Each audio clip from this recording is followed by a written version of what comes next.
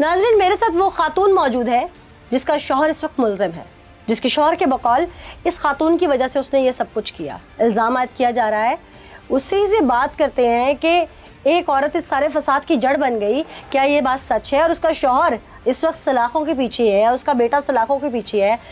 अगर इस बात में कोई सदाकत है तो उसकी ममता चीख के अपने गुनाह का एतराफ़ कर ले, वो बताए कि मेरे गुनाह ने इस नहज पे पहुंचा दिया है। सच क्या है उसी से जानते हैं। क्या नाम है बीबी? फरजाना। फरजाना। फरजाना, तुम्हारा शौहर और बेटा आज तुम्हारी वजह से सलाखों के पीछे है क्या? जी, वो अपनी गलती की वजह से सलाखों के पीछे, मेरी वजह से नहीं। अभी तो तुम जी कह रही थी इस बात पे। मैं गलती कर रही हूँ, मैं वो अपनी गलती की वजह से सलाखों के पीछे है, मेरी वजह से वो सलाखों के पीछे नहीं है। वो उस गुनाह की सजा भुगत रहे हैं जो उन लोगों ने खुद किया है। क्या गुनाह किया? गुनाह किया है, उस इंसान पे जुल्म किया है, सितम किया है, बेइंतहा किया है। जब जुल्म हो रहा था उस वक्त तुम क्यों नहीं भाग के बाहर गई? मैं बहुत गई, क्योंकि इधर बहुत मर्द मुझे पकड़ने वाले थे, मैं उसके पास जा नहीं सकी। बहुत मर्द कौन थे? मर्द बहुत थे। वो मेरा मियाँ और मेरा बेटा गैर मर्दों को लेकर आया था उस इंसान पे जुल्म करने के लिए। अच्छा, वो गैर मर्द कौन थे? वो गैर एक इंसान को मैं जानती हूँ, बाकी मैं नहीं किसी को जानती। कितने लोग थे घर में? देखा 6 लोग थे। अच्छा। एक मेरा बेटा था, एक मेरा मियाँ था, 5 लोग और थे जो अनजान थे। उसमें से मैं एक को जानती हूँ, बाकियों को मैं नहीं जानती। अच्छा। वो इंसान मेरी बेटी का पता करने आया था। एक इंसान। कौन तुम्हारी बेटी का पता करने आया था? जिसके ऊपर जुल्म हुआ है। नाम भी तो होगा ना उसका? इकराम। अच्छा। वो बेकसूर है। जो इल्जाम मेरे मियाँ ने लगाया है, मैं कुरान देने के लिए तैयार हूँ, वो इल्जाम झूठा है। तो तुम्हारे शौहर ने ये सब क्यों किया फिर? उसने इसलिए किया कि वो नहीं चाहता था कि वो आदमी मेरे घर पर आए। क्यों नहीं चाहता था? उसको तकलीफ होगी कि वो मेरी बेटी का पता करने क्यों आ गया है। क्यों? ऐसी क्या तकलीफ? जो मुझे इज्जत दे रहा था ना, वो उसको खटकती थी। वो मेरी इज्जत बर्दाश्त नहीं कर। तो अगर तुम्हारे शौहर को खटकती थी तुम मना कर देती? मैं जब घर कोई चल के मेहमान इयादत के लिए आए, तो इतनी दुख दर्द के लिए मेहमान तो वो समझ के आए, तो फिर उसको कैसे घर से निकाला जा सकता है? उसे प्यार से बैठ के समझा देती। समझाती थी। जब मेरे मियाँ ने इल्जाम लगाया तो वो इंसान कह रहा था कि मेरी वजह से तेरे ऊपर इल्जाम लगा, मैं इस इल्जाम को धोकर जाऊंगा, ऐसे बदनामी का दाग तेरे ऊपर छोड़ के नहीं जाऊंगा। फिर मेरे मियाँ का बयान ले ले, उसके पास कोई सबूत, कोई उसके पास ऐसा नहीं है कि जो वो मेरे खिलाफ कर सके। तुम्हारे बेटे के पास कोई ऐसा सबूत होगा? कोई कुछ नहीं है। मेरे मियाँ ने मेरे बेटे को वर्गलाया, मेरा बेटा उसकी बातों में आ गया। मैंने उसको कुरान के वास्ते दिए, कलमे के वास्ते दिए, मैंने रसूल के वास्ते दिए। उसने जब वो फैक्ट्री से घर आया, उसने मेरी एक बात नहीं सुनी। वो बाप की बातों में आके उसने उसके ऊपर जुल्म तशद्दुद। तुमने अभी कहा कि बहुत सारे लोग थे, कितने लोग थे घर में जो तशद्दुद करने आए थे?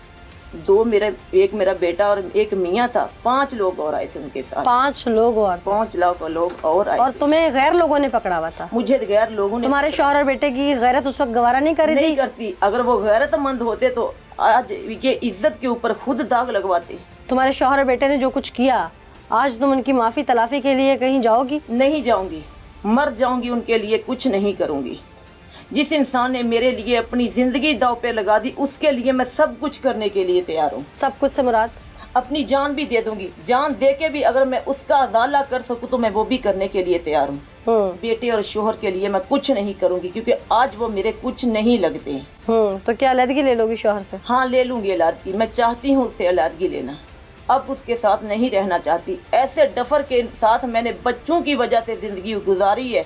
बच्चों के लिए मैंने अपनी जिंदगी कुर्बान की, बच्चों के लिए कुर्बानी देती आ रही हूँ। वरना अगर आप उसको देखें तो आप सोच नहीं सकती कि मैंने उसके साथ जिंदगी कैसे बसर की। क्यों, कोई ज़हनी मरीज है वो? सिर्फ अकल से पैदल है, ज़हनी मरीज नहीं है। एक ज़हनी मरीज होने का वो नाटक करता है, वरना हुआ उसको कुछ नहीं है।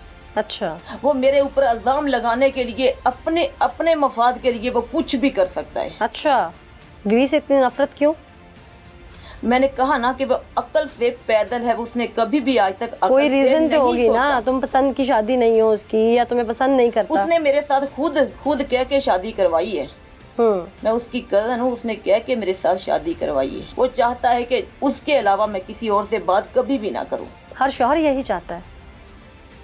एक इसमें गलत क्या है? हर शौहर वो चाहता है कि उसको जब अपनी बीवी पे एतबार या भरोसा ना हो, अगर उसको मेरे ऊपर एतबार या भरोसा, ऐसे डफर के साथ मैं 23 साल जिंदगी कभी ना बसर करती। कभी कोशिश की उसे यकीन दिलवाने की? बहुत कोशिश की। नाज़रीन, ये मुल्ज़िमान की رشتہ دار یعنی کہ ملزم کی بیوی اور دوسرے ملزم کی ماں ہے. تمام تر فساد کی جڑ ملزمان اس عورت کو قرار دے رہے ہیں، جبکہ یہ عورت چیخ چیخ کے کہتی ہے کہ ایسا کچھ نہیں ہے. پولیس نے یقیناً انٹروگیٹ کیا ہوگا سارا معاملہ. حقائق کیا ہے ٹیم پکار آپ کے سامنے لائے گی. رانا نیک صاحب، یہ بتائیے گا کہ یہ سارا معاملہ درینہ دشمنی کا شاخسانہ لگتا ہے، آپ نے بھی انٹروگیٹ کیا ہوگا، حقائق کیا تھے؟ بسم اللہ الرحمن الرحیم. ابھی صحیح کہ حقائق تک تو نہیں پہنچی ہے پولیس، انویسٹیگیشن ہو رہی ہے. 2 مئی بروز منگل کی بات ہے، 6:30 بجے شام ریسکیو 15 پہ کسی نے کال کی تھی کہ نظام ٹاؤن ٹیبہ سلطان پور کا علاقہ ہے، وہاں پہ کچھ لوگ کمرے میں ایک بندے کو بند کر کے قتل کر رہے ہیں. اس اطلاع پہ میں تقریباً 10 منٹ میں موقع پہ پہنچ گیا تھا بھاری نفری کے ساتھ. وہاں جا کر دیکھا تو ایک عابد علی رائی کا گھر تھا. انہوں نے بیٹھک کا کمرہ بند کیا ہوا تھا اور ایک بندے پر تشدد کر رہے تھے. جو عابد اور ایک سعید نامی 2 بندے موقع سے بھاگ گئے تھے پولیس کو دیکھ کر. ایک ملزم جو کہ عابد علی کا بیٹا تھا، عمر عابد، وہ موقع پر موجود تھا. اور ایک شخص جس نے اپنا بعد میں نام پتا اکرام والد عبدالاسلام فوجی صوبہ سندھ کا بتایا، وہ شدید مضروبی حالت میں خون میں لت پت پڑا ہوا تھا. کیا کیا اس وقت اس کے اوپر تشدد ڈھایا گیا تھا وہ بتائیے. اس کے پورے جسم پہ ٹارچر کیا ہوا تھا ان لوگوں نے، اور خون بہت، بلیڈنگ بہت ہو رہی تھی. میں نے پھر مناسب یہی سمجھا ہے، جو ملزم موقع پہ موجود تھا اس کو فوری طور پہ حراست میں لیا. اس کا نام عمر عابد ہے. اور مضروب کو فوری طور پہ فرسٹ ایڈ دینے کے لیے، فرسٹ ایڈ جب مضروب کو دی گئی، ڈاکٹرز نے کیا بتایا کہ اس کے ساتھ کیا کیا ہوا ہے؟ ڈاکٹر صاحب نے یہی بتایا تھا کہ اس کے اوپر تشدد کافی ہوا ہے اور اس کے کچھ جو ہے نازک اعضاء بھی کاٹے گئے ہیں. ناظرین، پولیس ایک شخص کے اپنے دماغ کے فطور نے پورے آشیانہ کو آگ لگا دی. ان کا ہنستا بستا گھر اجڑ گیا. اس کی بیوی پوری دنیا میں بدنام ہو گئی صرف اس کی اپنی وجہ سے، اس کے دماغی فطور کی وجہ سے. اس کا بیٹا آج جیل کی سلاخوں کے پیچھے ہے کیونکہ اس کا دماغی فطور تھا. یہ خود آج سلاخوں کے پیچھے ہے کیونکہ اس کے دماغ میں ایک وسوسہ تھا. ایک رشتہ دار آج اسپتال میں موت اور زندگی کی کشمکش میں ہے کیونکہ دماغ میں غلط خیال آ رہے تھے.